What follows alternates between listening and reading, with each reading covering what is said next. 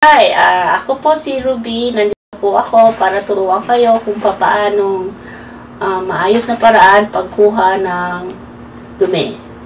Ang kailangan po lang natin, ito po yung binibigay namin sa clinic. Meron po kami ibibigay sa inyo sa clinic na isang ganito. Ang laman po nito ay isang malaking papel kung saan ilalagay natin sa ibabaw ng inodoro. Meron din po ditong biohazard ziplock kung saan natin ilalagay ang dumi pagkatapos.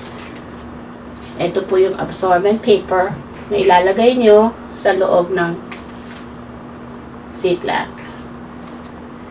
Ito po yung ating container.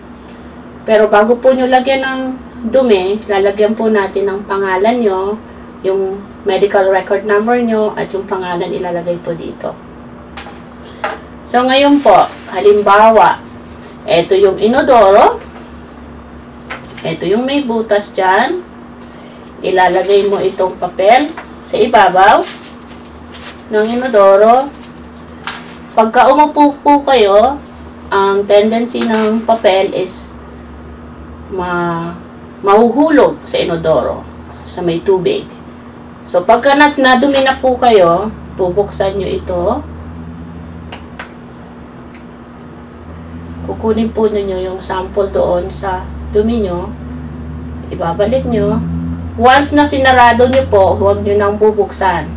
Kung sakaling may dumi sa loob, sa labas, pakipunasan po nyo para malinis. Pagka ito meron na, ilalagay nyo po ngayon sa loob.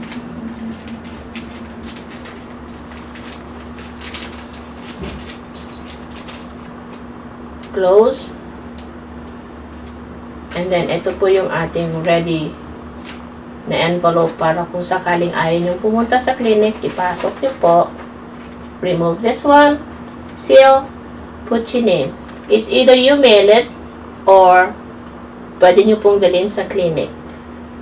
Wala pong problema dahil hindi po kayo kailangan magbago ng inyong pagkain. Basta tumae, bigay sa clinic. Yan lang po.